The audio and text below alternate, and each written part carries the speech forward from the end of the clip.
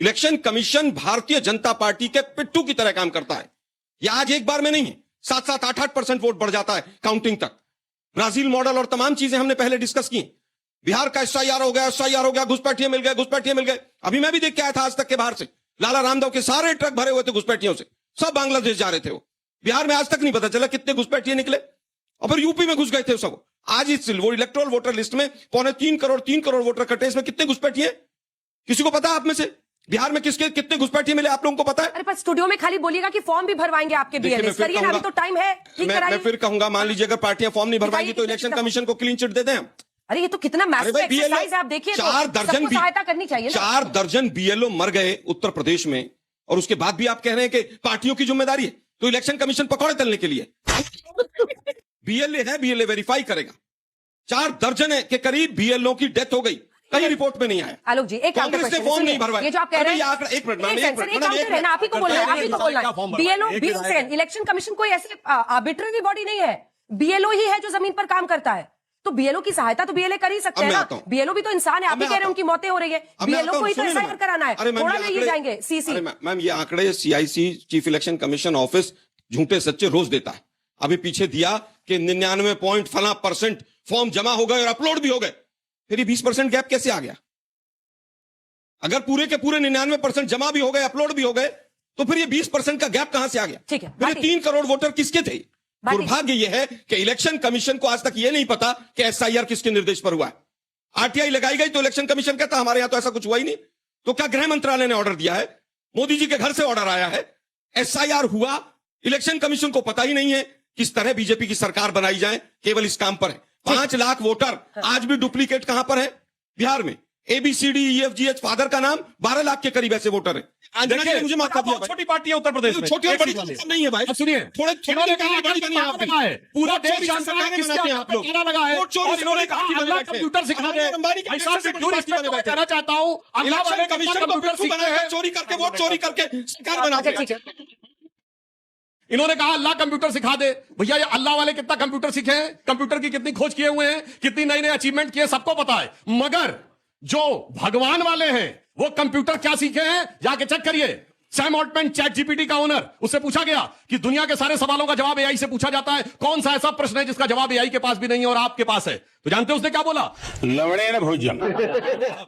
आप लोगों के साथ समस्या यह है कि अगर हम जीत जाएंगे तो चुनाव अच्छा होगा, हार जाएंगे तो वो खराब होगा। वो बचपन में वो बच्चे क्रिकेट खेलते थे ना गली मोहल्ले में, कर्नाटक में ठीक है, हिमाचल प्रदेश में ठीक है। कंप्यूटर से शुरू कर लेते हैं। जब राजीव गांधी जी कंप्यूटर लेकर आए तो यही भाजपा गली मोहल्ले में कंप्यूटर के मॉडलों में आग लगाती थी। पार्टी थी भाई, चाहे 2 की थी चाहे 4 की थी। अभी आप हो गए थे, अभी मेरे से पूछ रहे थे कितनी बड़ी पार्टी थी, अब अपनी पार्टी का ही बता रहे हैं।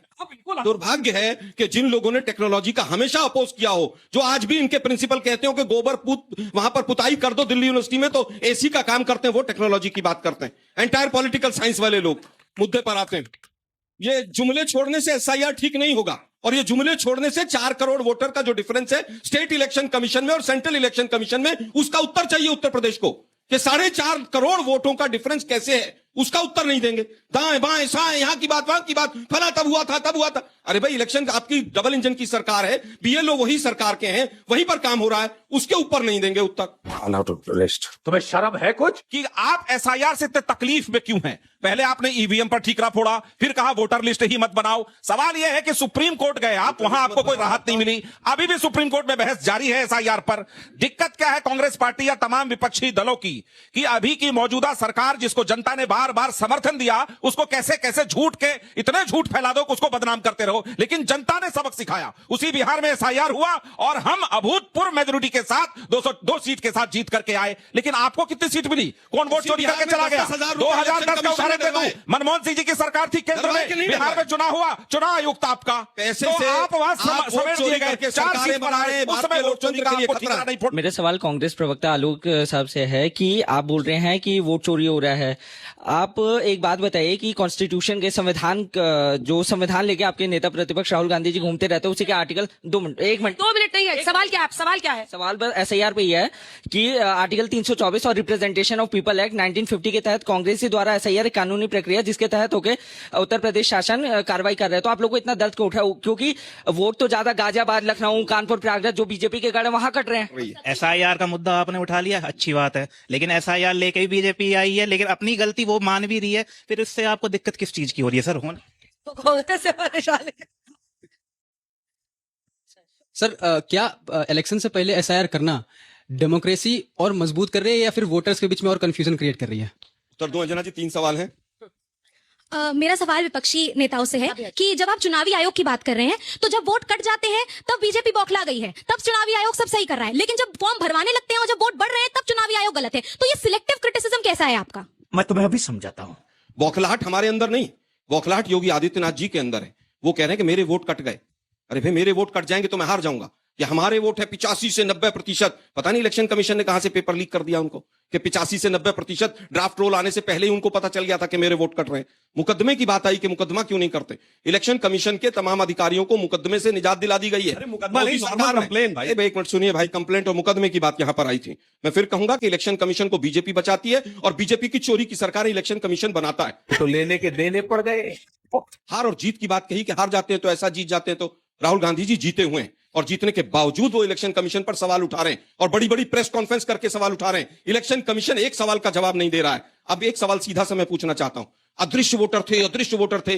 अरे भाई, डबल इंजन की सरकार आपकी थी। 2024 में मोदी जी वहां से चुनकर आए तो क्या अदृश्य वोटरों से चुनकर आए थे? इलेक्शन कमीशन ने कहा 47 लाख वोटर मृतक पाए गए उत्तर प्रदेश के अंदर।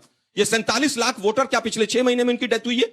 इलेक्शन कमीशन के ऊपर सवाल उठता है, ये लोग बचाव करने आते हैं। हम कह रहे हैं कि इलेक्शन कमीशन अगर गलत कर रहा है, भारतीय लोकतंत्र को कमजोर कर रहा है, तो उसके ऊपर सवाल उठना चाहिए। लेकिन सत्ता क्योंकि इलेक्शन कमीशन से मिली हुई है, इसलिए इनके ऊपर, इलेक्शन कमीशन के ऊपर सवाल उठाने के लिए तैयार नहीं। आप झूठ बोल रहे नहीं। अरे वो 2003 से डाटा कंपेयर किया जा रहा है, इसलिए 47 लाख लोग मृत हैं। आखिरी बार 2003 में सरासर झूठ बोल रहे हैं। चली ना, तेरी भी चली ना। बात में कहते हैं चुनाव आयोग वाली बात, तो मैं ईमानदारी से कहना चाहता हूं, जानते हैं इनकी पार्टी तो क्या है? इसने तो नाम ही चोरी कर लिया।